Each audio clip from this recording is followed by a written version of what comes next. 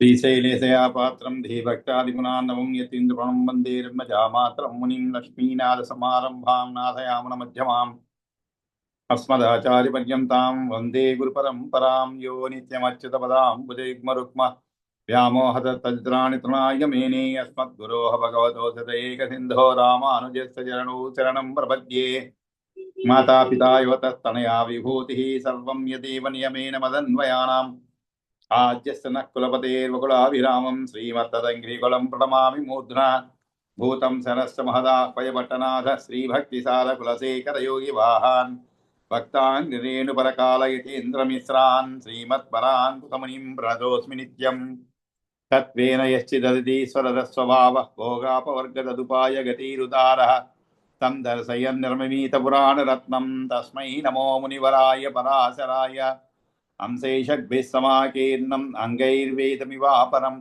पुराणं वैष्णवं चक्रे यस्तं वन्दे पराशरं व्यासं वसिष्ठनप्तारं शक्ते पौत्रमकल्मषं पराशरात्मजं वन्दे सुखदातं तपोनिधिं व्यासाय विष्णुरूपाय व्यासरूपाय विष्णवे नमो वै ब्रह्मनिधये वासिष्ठाय नमो नमः पुराणं वैष्णवं जयते सर्वगिल्बिषनाशनं विष्णं सर्वशास्त्रेभ्यः पुरुषार्थोपपादने भारते भगवद्गीता धर्मशास्त्रेषु मानवः वेदेषु पौरुषं सूक्तं पुराणेषु च वैष्णवं तत्कर्म यन्न बन्धाय सा विद्याया विमुक्तये आयासाय परं कर्म विद्यान्याशिल्पनैपुणं श्रीविष्णुचित्तपदपङ्कजसङ्गमाय चेतो मम स्पृहयते किमतः परेण नो चेन्ममापि यतिशेखरभारतीनां भावः कथं भवितुमर्हसि वा विधेयः नारायणं नमस्कृत्य नरं चैव नरोत्तमं देवीं सरस्वतीं चैव ततो जयमुदीरयेत् शान्ताकारं भुजगसेनं पद्मनाभं सुरेशं विश्वाकारं गगनसदृशं मेघवर्णं शुभाङ्गं लक्ष्मीकान्तं कमलनयनं योगिहृद्ध्यानगम्यं वन्दे विष्णुं भवभयहरं सर्वलोकैकनाथं सशङ्खचक्रं सकिरीटकुण्डलं सपीतवस्त्रं तरसीर्भेक्षणं सहारवक्षस्थलशोभिकौस्तुभं नमामि विष्णुं శిరసా చతుర్భుజం. అందరికీ నమస్కారం. మనం శ్రీ విష్ణు పురాణంలో ప్రథమ అంశంలో 17వ అధ్యాయం వరకు పూర్తి చేసుకున్నాం అన్నమాట. ఈరోజు మనం 18వ అధ్యాయం ప్రారంభించాలి. ఈ 17వ అధ్యాయంలో ముఖ్యంగా మనం చదివినది ప్రహ్లాదుని యొక్క చరిత్ర అన్నమాట. దాంట్లో కూడా ప్రహ్లాదుని చరిత్రలో భాగంగా ప్రహ్లాదుడు ఏ విధంగా తన తండ్రి చేత అంటే రాక్షసు అయినటువంటి హిరణ్యకశిపుడి చేత బాధింపబడ్డాడు అనేక విధాలుగా అనేటువంటి విషయాన్ని తెలుసుకున్నారు. ఎందుకంటే అతని యొక్క విష్ణుభక్తి తత్పరతాన్ని సహించలేకపోయాడనమాట. ఎందుకంటే తమకందరికీ కూడా దైత్యులందరికీ కూడా విష్ణుమూర్తి బద్ధ శత్రువు అన్నమాట. అటువంటిది మరి శత్రువుల్ని పొగిడితే మన ముందు మన శత్రువుల్ని ఎవరన్నా పొగిడితే ఎలా ఉంటుందని, అలాగే హిరణ్యకశిపుడు కూడా చాలా ఆవేశంతో అనేక విధాలుగా చిత్రహింస చేయమని చెప్పి పురమాయించడం, కానీ అతన్ని మాత్రము ఏ విధంగానూ ఏది కూడా బాధ పెట్టలేకపోతుంది అన్నమాట. ఆ తర్వాత తిరిగి గురువులు చెప్పిన మాట ప్రకారము అతన్ని మళ్ళా మా శత్రువుల్ని కూడా ద్వేషించే విధంగా మీకు చాలా వినయవంతునిగా ఉండే విధంగా మేము బోధిస్తామని చెప్పి మళ్ళీ గురుకుల వాసం చేయడానికి వారితో పాటు గురువులతో పాటు వెళ్ళడం జరుగుతుంది. అప్పుడు అది కూడా చివరిలో తన పుత్రుని ప్రహ్లాదుని మంటలలో వేసి కాల్చేయమంటాడు అనమాట. ఆ విధంగా సంసిద్ధతను కాల్చేందుకు కూడా సంసిద్ధులై కాల్చినప్పుడు అతనికి ఏమీ అవ్వదన్నమాట. అప్పుడు పురోహితులు మరీ ప్రార్థిస్తే అప్పుడు తన పుత్రుని నిప్పు మంటల నుండి దైత్యుల ద్వారా బయటకు రప్పిస్తారనమాట. రప్పించి వారితో పాటు మళ్ళీ గురుకుల వాసానికి పంపుతారు. అక్కడ గురుకుల వాసంలో ఉంటూ మధ్య మధ్యలో తనకు అవకాశం ఉన్నప్పుడంతా కూడా తన తోటి పిల్లలతో వాళ్ళందరికీ కూడా విష్ణు పరత్వాన్ని గురించి సర్వం విష్ణువే కాబట్టి మీరు ఏదైనా చేయాలి అంటే కాలాన్ని సద్వినియోగపరచాలి. అంతేగాని మనకి ఏదో మంచి కాలం వస్తుంది అని చెప్పి ఆ మంచి కాలం కోసం వేచి ఉండడం అనేది వృధా అని చెప్పి చెప్తాను అనమాట. ఎందుకంటే సమస్త ప్రాణులు కూడా పుట్టుక, బాల్యం, తర్వాత యవ్వనం క్రమక్రమంగా వస్తూ ఉంటాయి. అటు పిమ్మట రోజు రోజు గడిచిపోయి ముసలితనం తప్పనిసరిగా వచ్చేస్తుంది అనమాట. అప్పుడు మనం చింతిస్తూ ఉంటాం, అయ్యో అవి చేయలేదే, అయ్యో ఇది చేయలేకపోయామే అని. అది మన అందరికీ కూడా వర్తిస్తుంది అనమాట.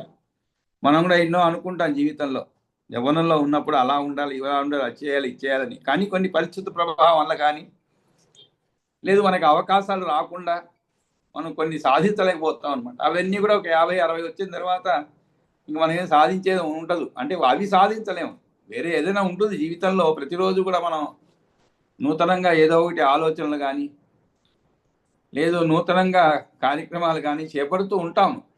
కానీ మనం ఏదైతే అనుకున్నామో, యవ్వనంలో ఏ స్థితికి పోవాలనుకున్నామో అవి కొన్ని సాధించలేకపోతాం అనమాట. కానీ వాటి గురించి చింతిస్తూ ఉంటాం మనం.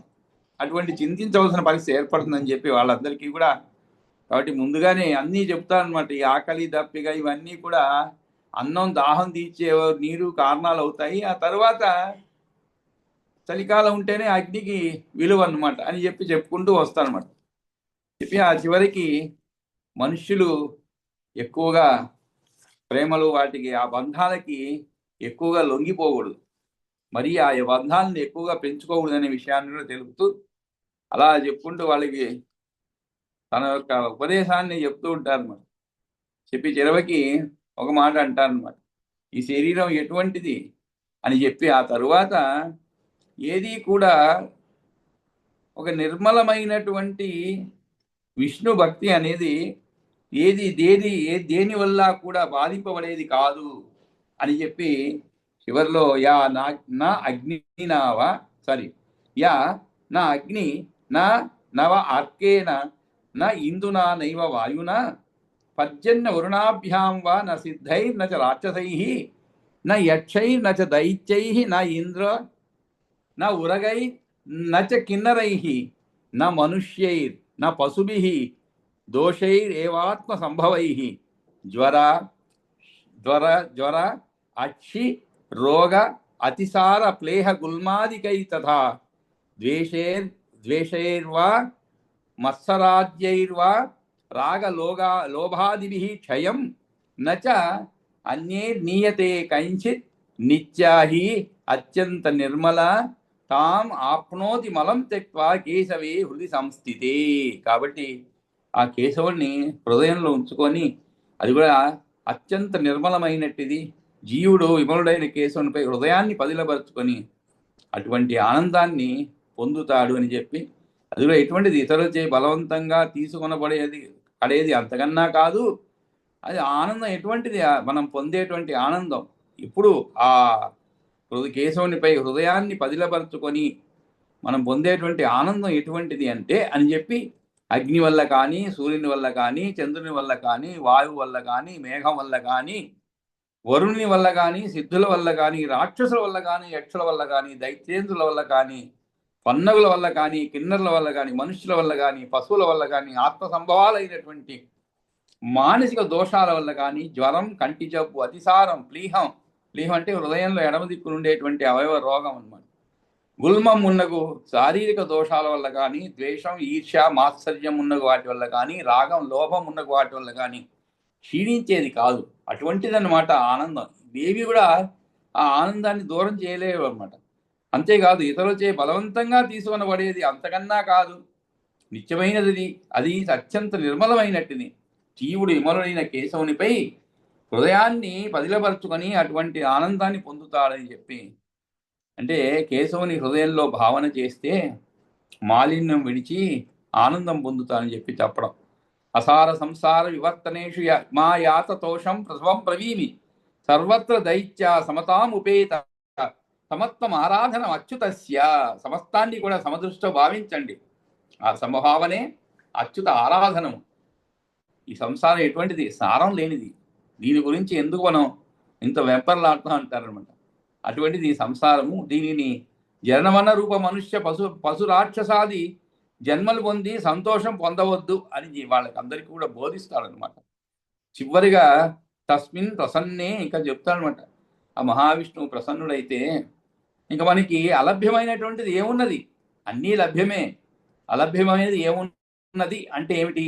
అన్నీ కూడా మనం సాధించగలుగుతాము, అన్నీ కూడా పొందినట్లే. తస్మిన్ ప్రసన్నే కిమిహ అస్తి అలభ్యం ధర్మార్థ కామై అలం అల్పకాహతే సమాశ్రితాత్ బ్రహ్మతరో అనంతాన్ నిస్సంశయం ప్రాప్స్యత వై మహత్ఫలం. ఆ విష్ణువే ప్రసన్నుడైతే అలభ్యమన్నది ఏమున్నది? ఏమీ లేదు, అన్నీ కూడా లభ్యమవుతాయి అన్నమాట. ధర్మార్థ కామాలు అనేటువంటి ఎటువంటిది మిక్కిలి అల్ప ప్రయోజనాన్ని ఇస్తాయి కనుక అవి చాలు. ఇంకా అల్పం అంటే అలం అంటే ఏమిటి? చాలు.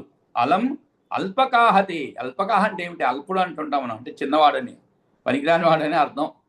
అటువంటిది ఇవన్నీ కూడా, ఈ సంసార బాధలన్నీ కూడా, ధర్మార్థ కామాలన్నీ కూడా. కాబట్టి అనంతమైన బ్రహ్మవృక్షాన్ని ఆశ్రయించి నిస్సంశయంగా మోక్షరూప మహాబలాన్ని పొందండి అని ప్రహ్లాదుడు హితబోధ చేశాడన్నమాట. ఇది ఆ తర్వాత మరి ఆయన యొక్క హితబోధ తర్వాత ఏమి జరిగినది ఏమిటనే విషయాన్ని మనం 18వ అధ్యాయంలో చదువుకోబోతున్నాము. ఈ అధ్యాయంలో కూడా సుమారు ఒక 46 శ్లోకాలు ఉన్నాయన్నమాట. 46 శ్లోకాలు ఉన్నాయి. అవి శ్లోకాలన్నీ కూడా ఒకసారి చదువుకుందాము. ఆ తర్వాత వీలైన శ్లోకాలకి అర్థ తాత్పర్యాలు చెప్పుకుందాం. కాబట్టి శ్రీ విష్ణు పురాణంలో ప్రథమ అంశంలో అష్టాదశోధ్యాయ అంటే 18వ అధ్యాయం. ఇది కూడా ప్రహ్లాద చరిత్రలోనే ఒక భాగం అనమాట. ఇంకా కొంచెం ప్రహ్లాద చరిత్ర ఇంకా ఉన్నది అనమాట, చాలా ఉన్నది. దాంట్లో ఇది ఒక భాగం అన్నమాట ఈ అధ్యాయం కూడా. శ్రీ పరాశర ఉవాచ తస్యైవం దానవాచ్యేష్టాం దృష్ట్వా దైత్యపతేర్భయాత్ ఆచక్షుః సహచోవాచ సూదానాహూయ సత్వరః. తస్యైవం దానవాచ్యేష్టాం దృష్ట్వా దైత్యపతేః భయాత్ ఆచక్షుః స ఉవాచ సూదాన్ ఆహూయ సత్వరః. హే సూదా మమ పుత్రో అసావన్యేషామపి దుర్మతిః కుమార్గదేశికో దుష్టో హన్యతాం అవిలంబితం. హే సూదా మమ పుత్రో అసౌ అన్యేషామపి దుర్మతిః కుమార్గదేశికో దుష్టో హి అన్యతామవలంబితం. హాలాహలం విషం తస్య సర్వభక్ష్యేషు దీయతాం. హాలాహలం విషం తస్య సర్వభక్ష్యేషు దీయతాం. అవిజ్ఞాతమసౌ పాపో హన్యతాం మా విచార్యతాం. హాలాహలం విషం తస్య సర్వభక్ష్యేషు దీయతాం. అవిజ్ఞాతమసౌ పాపో హి అన్యతాం మా విచార్యతాం. అవిజ్ఞాతమసౌ పాపో హన్యతాం మా విచార్యతాం. తే తథైవ తతశ్చక్రుః ప్రహ్లాదాయ మహాత్మనే విషదానం యథా ఆజ్ఞప్తం పిత్రా తస్య మహాత్మనా. తే తథైవ తతశ్చక్రుః ప్రహ్లాదాయ మహాత్మనే విషదానం యథా ఆజ్ఞప్తం పిత్రా తస్య మహాత్మనః. హాలాహల విషం ఘోరం అనంతోచ్చారణేన సహ. హాలాహల విషం ఘోరం అనంతోచ్చారణేన సహ. అభిమంత్ర సహాన్నేన మైత్రేయ బుభుజే తదా. అవికారం సతద్భుక్త్వా అవికారం సతద్భుక్త్వా ప్రహ్లాద స్వస్తమానసః అనంతఖ్యాతి నిర్వీర్యం జరయామాస తద్విషం. తతః సూదా భయత్రస్తా జీర్ణం దృష్ట్వా మహద్విషం దైత్యేశ్వరముపాగమ్య ప్రణిపత్య ఇదమబ్రువన్. తతః సూదా భయత్రస్తా జీర్ణం దృష్ట్వా మహద్విషం दैत्येश्वरमुपागम्य प्रणिपत्य इदमब्रुवन् दैत्यराज विषं दत्तम् अस्माभिरतिभीषणम् दैत्यराज विषं दत्तम् अस्माभिरतिभीषणम् जीर्णं तेन सहान्नेन प्रह्लादेन सुतेन ते त्वर्यतां हे सद्यो दैत्यपुरोहिताः त्वर्यतां हे सद्यो दैत्यपुरोहिताः कृत्यां तस्य विनाशाय ह्युत्पादयतमाचिरम् सकाशमागम्य ततः प्रह्लादस्य पुरोहिताः सामपूर्वमथ ऊचुस्ते प्रह्लादं विनयान्वितम् सकाशमागम्य ततः प्रह्लादस्य पुरोहिताः सामपूर्वमथ ऊचुस्ते प्रह्लादं विनयान्वितम् जातत्रैलोक्यविख्यात आयुष्मन् ब्रह्मणः कुले दैत्यराजस्य तनयो हिरण्यकशिपो भवान् किं देवैः किमनन्तेन किमन्येन तवाश्रयः किं देवैः किमनन्तेन किमन्येन तवाश्रयः पिता ते सर्वलोकानां त्वं तथैव भविष्यसि तस्मात् परित्यज येनां त्वं विपक्षस्तव संहिताम् तस्मात् परित्यज येनां त्वं विपक्षस्तव संहितां वाचं पिता समस्तानां गुरूणां परमो गुरुः प्रह्लाद उवाच एवमेतत् महाभागाः श्लाघ्यतामेतन्महाकुलं मरीचेः सकलेऽप्यस्मिन् त्रैलोक्ये को अन्यथा वदेत् पिता च मम सर्वस्मिन् जगत्युत्कृष्टचेष्टितः एतदपि अवगच्छामि सत्यमत्रापि नानृतं पिता च मम सर्वस्मिन् जगत्युत्कृष्टचेष्टितः एतदप्यवगम्यामि सत्यमत्रापि नानृतं गुरूणामपि सर्वेषां पिता परमको गुरुः यदुक्तं भ्रान्तिरत्रापि स्वल्पापि न विद्यते पिता गुरुर्न संदेहः पिता गुरुः न संदेहः पूजनीयः प्रयत्नतः तत्रापि न अपराध्यामि इत्येवं मनसि मे स्थितम् यदेतत् किमनन्तेन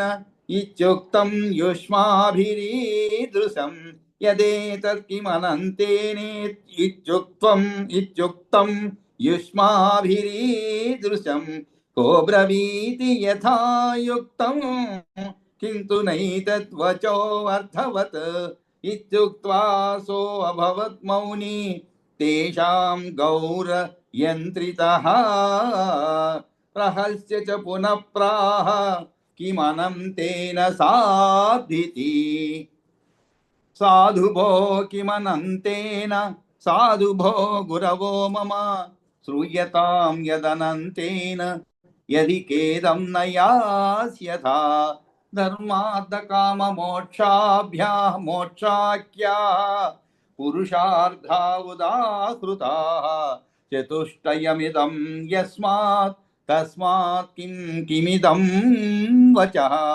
धर्मार्थकाममोक्षाख्याः पुरुषार्था उदाहृताः चतुष्टयमिदं यस्मात् तस्मात् किमिदं वचः मरीचिमिश्रैर्दक्षाद्यैः तथैवान्यैरनन्ततः धर्म प्राप्त तदैवान्यैर् अर्धकामः तथा परैः తత్తత్వవేదినో భూత్వా జ్ఞానధ్యాన సమాధిభిః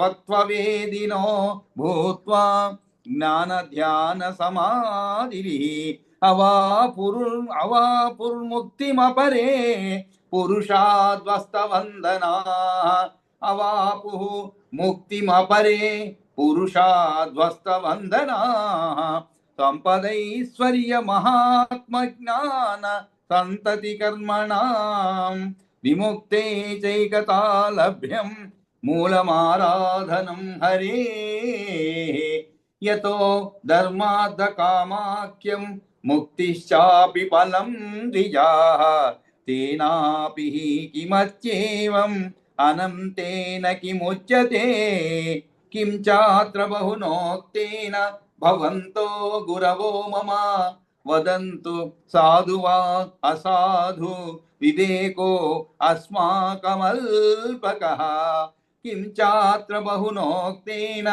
భవంతో గురవో మమ వదంతు సాధు వా అసాధు వివేకో అస్మాకమల్పకః బహూనాత్ర కిముక్తేన స ఏవ జగతపతిః సకర్తా చ వికర్తా చ సంహర్తా చ హృది స్థితః స భోక్తా భోజ్యమప్యేవం స ఏవ జగదీశ్వరః భవద్భిరేతక్షంతవ్యం బాల్యాదుక్తం తు యద్మయా బహునాత్ర కిముక్తేన స ఏవ జగతః పతిః సకర్తా చ వికర్తా చ సంహర్తా చ హృది స్థితః స భోక్తా భోజ్యమప్యేవం స ఏవ జగదీశ్వరః భవద్భిరేతక్షంతవ్యం బాల్యాదుక్తం తు యత్మయా పురోహితా ఊచుః దహ్యమాన త్వమస్మాభిరగ్నినా బాలరక్షితః భూయో న వక్ష్యసీత్యేవం నైవ జ్ఞాతోస్య బుద్ధిమాన్ యదా అస్మద్వచనాత్ మోహగ్రాహం న త్యక్షతే భవాన్ తతః కృత్యాం వినాశాయ తవ స్రక్ష్యామ దుర్మతే. ప్రహ్లాద ఉవాచ కః కేన హన్యతే జంతుః కః కేన రక్ష్యతే హంతి రక్షతి చైవాత్మా హి అసత్సాధు సమాచరన్ కర్మణా జాయతే సర్వం కర్మైవ గతి సాధనం తస్మాత్ సర్వ ప్రయత్నేన సాధు కర్మ సమాచరేత్. కః కేన హన్యతే జంతుః కః కేన రక్ష్యతే హంతి రక్షతి చైవాత్మా హి అసత్సాధు సమాచరన్ కర్మణా జాయతే సర్వం కర్మైవ గతి సాధనం తస్మాత్ సర్వ ప్రయత్నేన సాధు కర్మ సమాచరేత్. ఇత్యుక్తా తేన తే క్రుద్ధా దైత్యరాజ పురోహితాః కృత్యాముత్పాదయామాసు జ్వాలామాలోజ్వలాకృతిం. ఇత్యుక్తా తేన తే క్రుద్ధా దైత్యరాజ పురోహితాః కృత్యాముత్పాదయామాసు జ్వాలామాలోజ్వలాకృతిం. అతి భీమా సమాగమ్య పాదన్యాసక్షతక్షితిః.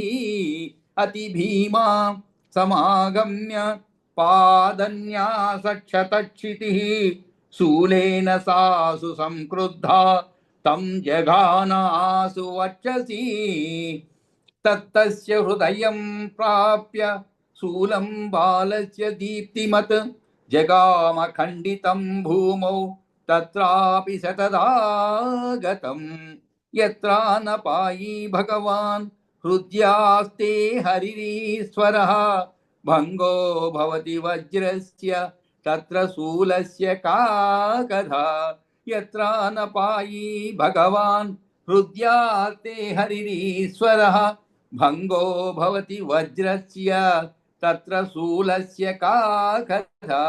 అపాపే తత్ర పాపైశ్చ పాతితా తత్ర యాజకైః తానేవ సా జఘానాసు కృత్యా నాశం జగామ చ కృత్యయా దహ్యమానాన్ తాసార్థాన్ విలోక్య స మహామతిః త్రాహి కృష్ణేతి అనంతేతి వదన్నభ్యవపద్యత కృత్యయా దహ్యమానాన్ తాన్ విలోక్య స మహామతిః త్రాహి కృష్ణేతి అనంతేతి వదన్ అభ్యవపద్యత సర్వవ్యాపిన్ జగద్రూప జగత్స్రష్ట జనార్దన పాహి విప్రాణిమాన్ అస్మాత్ దుస్సహాన్ మంత్రపావకాత్ సర్వవ్యాపిన్ జగద్రూప జగత్స్రష్ట జనార్దన పాహి విప్రాణిమాన్ అస్మాత్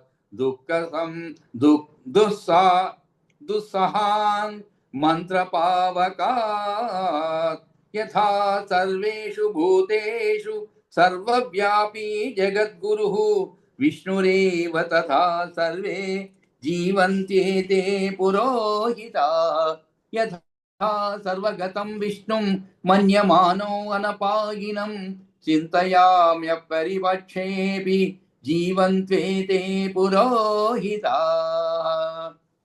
ఏ హంతుమాగతా దత్తం యైర్విషం యైర్హుతాచనః యైః దిగ్గజైరహం క్షుణ్ణో దష్టః సర్పైశ్చ యైః అపి తేష్వహం మిత్రభావేన సమః పాపోస్మి న క్వచిత్ యథా తేనాద్య సత్యేన జీవన్వసురయాజకాః ఏ హంతుమాగతా దత్తం యైః విషం యైః హృతాచనః యైః దిగ్గజైరహం క్షుణ్ణో దష్టః సర్పైశ్చ యైరపి తేషు అహం మిత్రభావేన సమః పాపోస్మి న క్వచిత్ యథా తేనాద్య సత్యేన జీవంతు అసురయాజకాః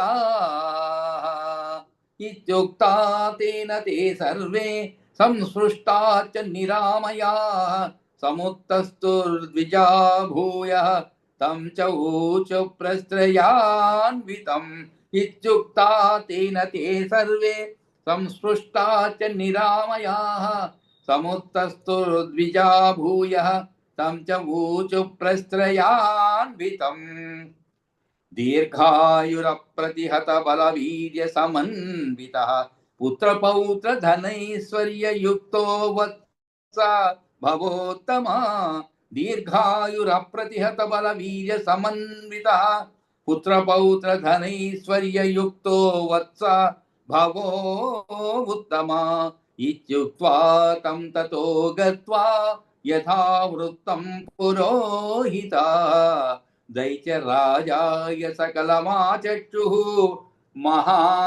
మహామునే ఇత్యుక్త్వా తం తతో గత్వా యథావృత్తం పురోహితాః దైత్యరాజాయ సకలమాచక్షుః మహామునే. ఇలాగా మనకి 46 శ్లోకాలు ఉన్నాయన్నమాట మొత్తం ఈ 18వ అధ్యాయంలో. కాబట్టి కాస్త స్లో మోషన్లో చదువుకుంటూ పోయామన్నమాట. ఎందుకంటే కాస్త అర్థం కూడా వెంటనే స్ఫురించేలాగా పదవిభజన చేసుకుంటూ ముందుకు పోయాము. కానీ ఇప్పుడు ప్రతి శ్లోకానికి కూడా ప్రతిభ చెప్పుకుంటూ తాత్పర్యాన్ని కూడా ముగించేద్దాం. కాబట్టి ఈరోజు విష్ణు పురాణంలో ప్రథమ అంశంలో అష్టాదశోధ్యాయ 18వ అధ్యాయాన్ని ప్రారంభిస్తున్నాం. శ్రీ పరాశర ఉవాచ అంటే పరాశరుడు చెప్పాడు, తస్య ఏవం దానవాహ చేష్టాం దృష్ట్వా దైత్యపతేః భయాత్ ఆచచక్షుః స చ ఉవాచ సూదాన్ ఆహూయ సత్వరః. అంటే మనం ఇంతకుముందు అధ్యాయంలో చదువుకున్నామట ఏ విధంగా ఆయన్ని హింసించారు ప్రహ్లాదుని అనేటువంటి విషయాలు. కానీ ఏది కూడా ఆయన్ని బాధింపలేకపోయారన్నమాట. దానితో ఆ ప్రహ్లాదుని యొక్క ఈ రీతి చేష్టను చూచి దానవులు దైత్యునకు భయపడి ఆయనకు నివేదించారనమాట. తస్య ఏవం దానవాహ చేష్టాం దృష్ట్వా దైత్యపతేః భయాత్. దైత్య పతేహే భయాత్ అంటే ఏమిటి? దైత్య అంటే దానవులు, అంటే దైత్య విభునకు భయపడి ఆయనకు నివేదించారన్నమాట. భయాత్ ఆచ చక్షు అంటే నివేదించారు. సచ ఉవాచ అప్పుడు అంటే ఈ ప్రహ్లాదుని యొక్క ఈ రీతి చేష్టం ఏమిటి? ఆ విష్ణు పరత్వము దాని గురించి చెప్పడము పిల్లలకి అవన్నీ కూడా చూశారన్నమాట. వీళ్ళు చూసిన తర్వాత చాలా భయపడిపోయి ఇది ఏమిట్రా ఎన్ని ప్రయత్నాలు చేసినా కూడా ఏంటంటే ఒకవైపు ఏమో రాదు హిరణ్యకశిపుడు తన ప్రభువు, ఒకవైపు ఏమో ప్రహ్లాదుడు, ఇతనేమో చెప్పిన మాట వింటలేదు. మన టీచర్లకి ప్రోగ్రెస్ రిపోర్ట్ ఇచ్చే రోజు ఒకవైపు తల్లిదండ్రులు, ఒకవైపు హెడ్ మాస్టర్. అలా ఉంటుంది ఈయన పరిస్థితి, వీళ్ళ పరిస్థితులు అనమాట. ఎందుకంటే ప్రోగ్రెస్ రిపోర్ట్ చూసి హెడ్ మాస్టర్ ఏం సరిగా చెప్పడం లేదా అని దండిస్తాడు. అదేవిధంగా ఫీజులు మాత్రం తీసుకుంటారు, పిల్లవాడిని సరిగా చూడటం లేదని తల్లిదండ్రులు. ఆ విధమైనటువంటి ఒక సంకటమైనటువంటి పరిస్థితి అనమాట ఏర్పడుతుంది అనమాట. ఆ విధంగానే ఇక్కడ కూడా ఈ దైత్య విభునికి భయపడి ఎవరు ఆ ప్రహ్లాద ఇది చేస్తున్న దానవులు ఆ దైత్య విభునికి భయపడి ఆయనకు నివేదించారు. ఏమని అంటే అతడు నివేదించగానే ఏమని నివేదించారు? ఈయన యొక్క చేష్టం అంటే ఏమిటి? ఈ ఉపదేశ రూప చేష్టను ప్రహ్లాదుడు చేసిన దానిని హిరణ్యకశిపుని భయము వలన తండ్రికి తెలియజేసినారనమాట. అతడు ఏం చేశాడు? వెంటనే తొందరపడుతూ ఆచచక్షు సచ ఉవాచ సూదాన్ ఆహూయ సత్వర. సూదా అంటే పాచకులారు, అంటే పాచకులు అంటే వంట చేసేవాళ్ళండి. సూదు అంటే కూడా వంట చేసేవాళ్ళు అనమాట. సూదాన్ ఆహూయ సత్వర అంటే వెంటనే. ఈ మధ్య మన తిరుమల దేవస్థానం వాళ్ళు కూడా అంటే మనకి పరిచారకులు, తర్వాత ఈ లడ్డు పట్టేవాళ్ళు, అలాగే చాలా మంది ఉంటారు పైన దేవుడి సేవలో తరించిపోయేటువంటి వాళ్ళు అనమాట. అంటే వాళ్ళంతా ఉద్యోగస్తులు అనుకోండి. వాళ్ళ కూడా పేర్లు ఇలాగే పాచకులు అని పెట్టారు. అంటే ఏమిటి? వంట చేసేవాళ్ళని అర్థంలో అనమాట, సంస్కృత పదాన్ని ఉపయోగించి. ఆ విధంగా పాచకులు అంటే వంట చేసేవాళ్ళు, దాన్నే సూదులు అంటారు అనమాట. సూదాన్ ఆహూయ అంటే అక్కడ వంటవాన్ని పిలిచారనమాట. పిలిపించి వాళ్ళని ఏమన్నారు?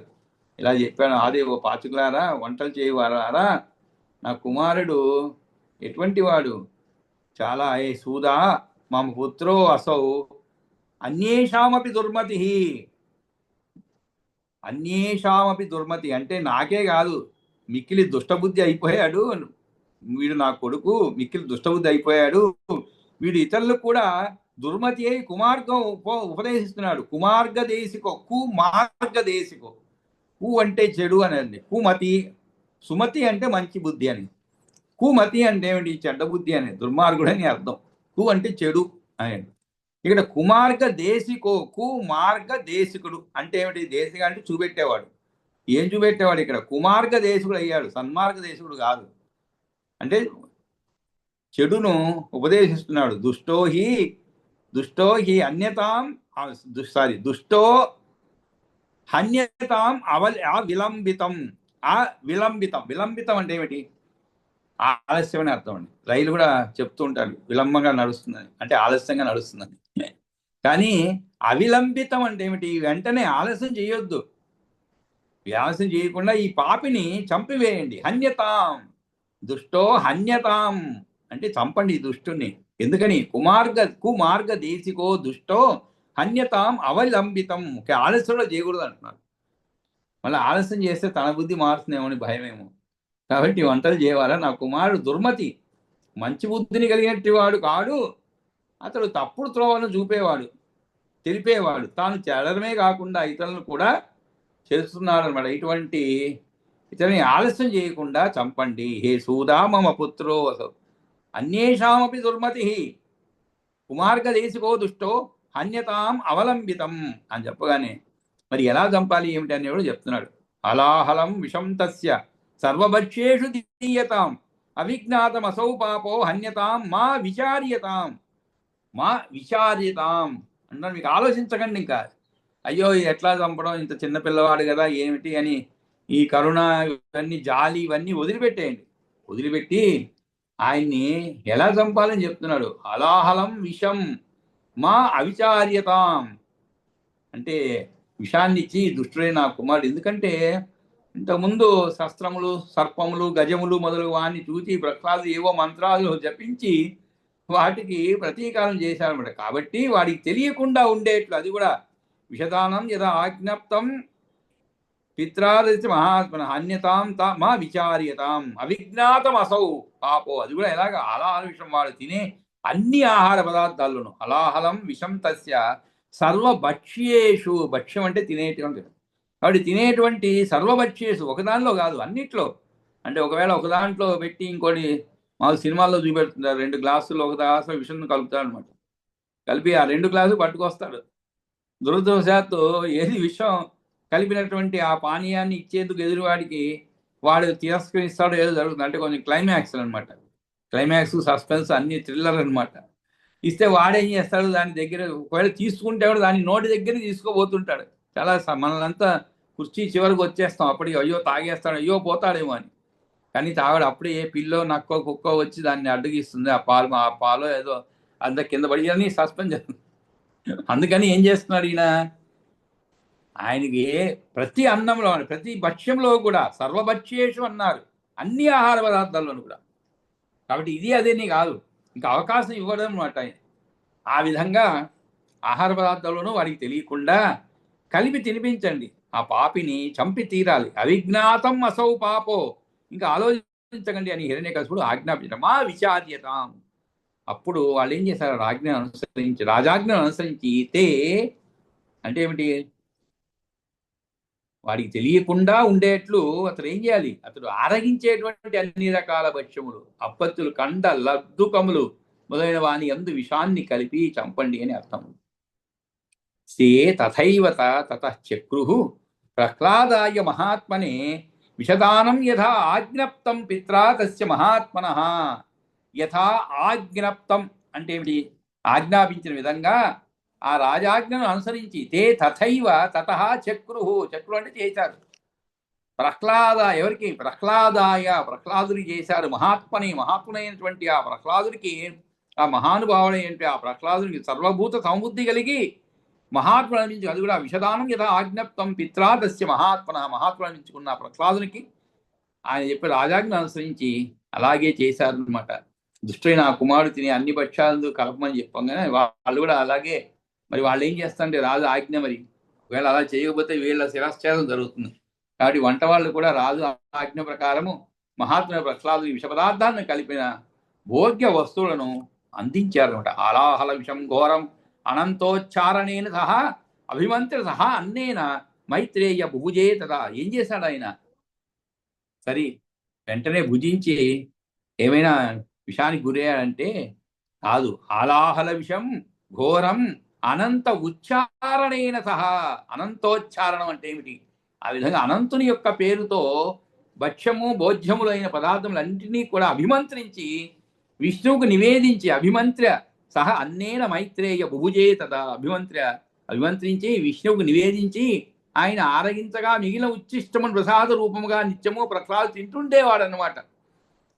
అంటే అనంతుని యొక్క పేరుతో భక్ష్యము భోజ్యములైనటువంటి పదార్థాలన్నింటినీ కూడా అభిమంత్రించి విష్ణువుకు నివేదించి ఆయన ఆరగించగా మిగిలిన ఉచ్చిష్టమును ప్రసాద రూపముగా. ఉచ్చిష్టం అంటే ఏమిటి, ఆరగించిన తర్వాత వదిలిపెట్టినటువంటి అర్థం ఉచ్చిష్టం.